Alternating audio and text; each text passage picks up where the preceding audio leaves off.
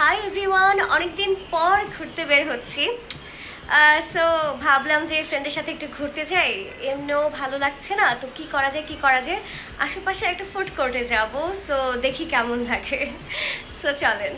So চলে এসেছি একটা ফুড কোর্টে। আশেপাশে এত এত সুন্দর লাগছিল, কি সুন্দর লাইটিং ডেকোরেশন, আমার অনেক অনেক বেশি ভালো লেগেছে। ভাবছিলাম যে কি অর্ডার করব, পরে আর দেখলাম যে সিনারিওটা এত সুন্দর ছিল, বাচ্চাদের খেলনার জিনিস ছিল, বাট আমি অনেক আফসোস করেছি যে বড়দের কোনো কিছু নাই কেন, যে আমিও তাহলে ওদের সাথে জয়েন করতাম।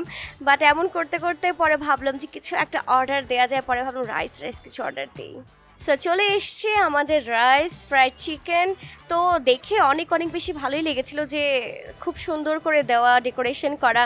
তো পরে ভাবলাম যে খেতে কেমন লাগবে, বাট বিশ্বাস করেন এটা দেখতে যতটা না সুন্দর, খেতে ততটাই বাজে ছিল। আমার এত বাজে এক্সপিরিয়েন্স হয়েছে এই খাবারটা খেয়ে, মানে জঘন্যতম ছিল। যেটা রাইস ছিল, রাইসের মধ্যে একটা ব্যাড স্মেল ছিল, এটার জন্য আমি আমার পুরো রাইস শেষই করতে পারিনি।